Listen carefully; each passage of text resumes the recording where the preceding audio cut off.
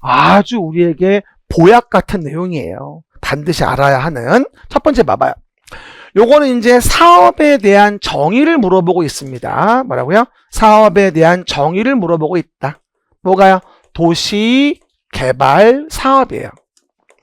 도시개발 사업이란 도시개발구역에서 읽어요. 주거, 상업, 산업, 유통, 정보통신, 생태, 문화, 보건, 복지 등의 기능이 있는 단지 시가지를 조성하기 위하여 시행하는 사업을 뭐라 한다? 우리가 도시개발 사업이라고 합니다. 그러니까 기본적으로 주거단지만을 만드는 사업은 아니라는 거예요. 가장 일반적인 사업인 거지, 이게. 그 사업마다 별도의 특례법이 있긴 합니다만 개발사업은 어떤 간에 가장 베이스로 어떤 목적이든 새로운 단지와 시가지를 만들기 위한 사업을 할 수 있는 거죠. 그렇죠? 정의 기억하세요. 그 다음에 두 번째 내용은 개발 계획을 만들 때 봐요. 개발 계획을 만들 때 이에 대한 동의를 물어보고 있는 거예요. 뭐니까? 환지 방식이니까. 이건 정말 잘 나옵니다. 그렇죠? 굉장히 많이 물어보는 내용이다. 그래서 수용 방식이면 그럴 필요가 없어요. 이미 수용된 거니까. 환지 방식이라면 쫑알쫑알 말이 많아요. 그러다 보니 봐요. 수립하려면 환지 방식이 적용되어지는 토지 면적의 얼마에 해당하는 소유자와 시작. 엔드야, 엔드. 소유자 총수의 얼마? 2분의 1 이상 동의를 받아야 한다. 그래서 면적이 높다. 이건 개발 사업이니까. 총수 2분의 1. 다음 주에 정비법 가면 거기는 소유자 총수가 더 높아요. 정비사업은 켜켜이 건물이 있었거든. 이해관계인 동의를 많이 받아야 아무래도 저항이 덜하니까. 한 번 더. 개발 사업은 무슨 사업이야? 토지 사업이야. 그리고 정비사업은 기존의 노후 불량 건축물을 개량하는 거고, 그러면 저항을 누르려면 동의를 많이 받아야 되겠지. 그래서 개발 사업은 토지니까 토지 면적의 동의를 많이 받는 게 중요해. 하지만 정비사업은 토지 위에 켜켜이 건물이 있다 보니까 소유자 총수의 동의를 많이 받는 게 더 중요한 거야. 그러니까 지금은 면적이 높아. 개발 사업이니까. 내 말 뜻 이해되겠죠? 그러면 뒤에 가서 안 헷갈려. 그죠? 그 얘기들. 그래서 보시는 바와 같이 3분의 2, 2분의 1. 그리고 누가 시행자이면 이런 동의는 필요 없을까? 다만 시행자가 국가, 지방자치단체인 경우라고 한다면 당연히 제외되겠죠. 참 잘 나와 이거. 그래서 반드시 외워줘야 될 중요한 부분입니다. 그렇죠? 그 얘기 확인하시고요. 그 다음에 3번 보시면 지정권자가 누구냐고 나오죠. 한번 말해. 지정권자. 완전 중요하죠.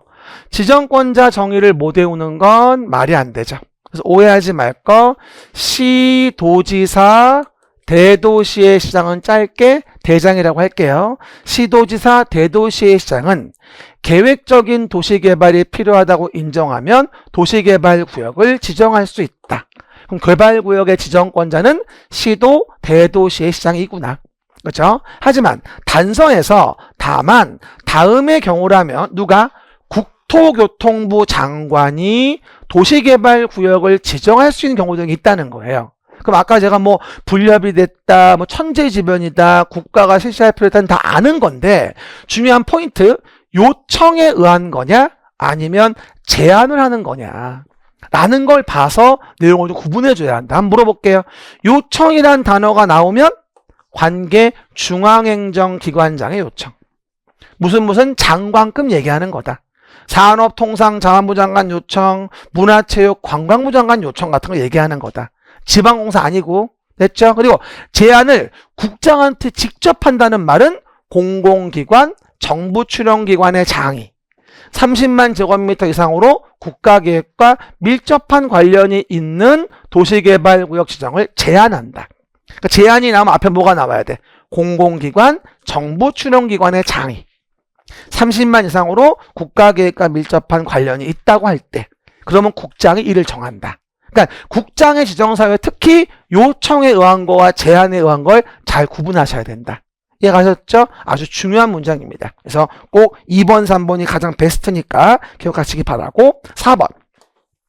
도시개발구역의 지정의 효과 좀 봅시다. 도시개발구역이 지정고시가 됐다. 그러면 뭐로 간주하는 거죠?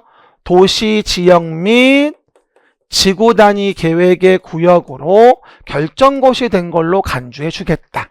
도시 지역 및 지구 단위 계획구역. 다만 뭐는 그렇지 않죠? 취락지구죠. 취락지구 등으로 지정된 지역인 경우는 그러하지 아니하다. 됐죠? 왜? 취락지구는 도시 만들려고 하는 거 아니에요. 거기 산속에서 집 짓고 사는 거 지원하려고 하는 거지. 이해 가셨죠? 왜들? 그리고 5번 내용인데 가끔 잘 나오죠. 잘 읽어봐요.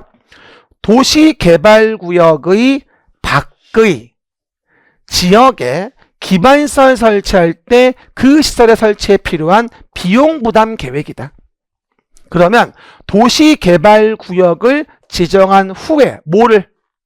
개발계획을 포함시킬 수 있다. 개발구역이 아직 지정이 안 됐기 때문에 개발구역 아닌지 밖인지 알 수가 없다. 그래서 개발구역 밖의 지역에 기반 설치하는 경우에 그 비용부담구역은 계획은 구역을 정한 다음에 나중에 계획에 포함시킬 수 있다. 또 하나 뭐였지? 수용사용되어지는 세부 목록, 또 임대주택 건설계획, 순환개발 4가지. 아까 했는데 어쨌든 5번도 언제든지 물어볼 수 있어요. 그러니까 5번은 뭐냐면 개발계획을 만들어서 도시개발구역을 정하잖아요. 원래는. 근데 개발계획을 먼저 만드는 경우라도 내용 중에 나중에 구역 정한 다음에 넣을 수 있다고.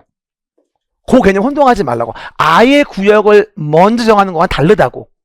이해 가셨죠? 그 얘기들 보시면 되고요. 6번도 중요하죠. 관상용 중목의 임시식재 도시개발구역에서 허가받지 아니하고 할 수 있죠. 뭐 제외하고? 경작지에서의 임시식재는 제외하고. 그러니까 답으로 이게 제일 많이 나와요. 허가받지 아니하고 할 수 있는 거 나왔을 때 경작지에서 관상용 중목의 임시식재가 나오면 다 안 받는 걸로 생각합니다. 왜? 경작을 위한 토지용지 명령 때문에 헷갈려요. 이해 가시겠죠? 그래서 오답을 오해하시면 안 돼. 항상 많이 물어보는 거. 이건 왜 그런 거라고? 수용보상가 더 받으려고 작업질 하니까. 그래서 그런 거라고. 형질 변경 경작과는 다른 내용이야. 이해 가셨죠? 오해하지 말고. 그 다음 7번도 아주 중요하죠. 다 중요하다네. 미안해요. 뭐라고요? 그러면 7번은 뭐예요? 마지막에 해제된 것으로 본다. 그죠? 해제된 것으로 본다. 그럼 잘 봐봐요. 항상 기간을 맞출 때는 어디부터 어딘지를 봐야 돼요. 도시개발구역을 지정한 후 개발계획을 만든대요. 뭐가 먼저야 그럼 지금? 구역을 먼저 정한 거야. 어디서? 보존녹지 제외한 녹관농자, 국장의 지역 균형 발전을 위한, 그리고 주상공 30% 이하일 때. 알았죠? 그거? 그러면 구역 먼저 정하고 계획을 만든다? 그러면 뒤에 개발계획이 오겠죠? 그러면 구역이 정해지고 나서 개발계획을 몇 년? 2년 되도록 수립고시하지 아니했다. 그러면 그 2년 되는 날에 다음 날에 도시개발구역은 해제된 것으로 본답니다. 어디부터 어디까지인지 봐야 기간이 나와요. 그러면 개발계획에서 실시계획은 몇 년이야? 3년이겠지. 근데 지금은 도시개발구역에서 개발계획을 얘기하는 거니까 2년이겠지. 하지만 그것도 얼마면? 면적이 330만 이상이라면 몇 년? 5년으로 봐주거든. 이 자체로 박스를 쳐서 기역, 니은 채우시오 이렇게 물어보는 게 문제 패턴이에요. 근데 이게 정비법에 가면 또 달라. 다 다음 주에 얘기할게요. 그 얘기들 보시면 됩니다. 화내지 말고 화내면 지는 거야. 누구나 화는 난다? 하지만 참는 게 중요한 거지. 그래서 우리가 개발계획을 만들어 구역을 정했습니다.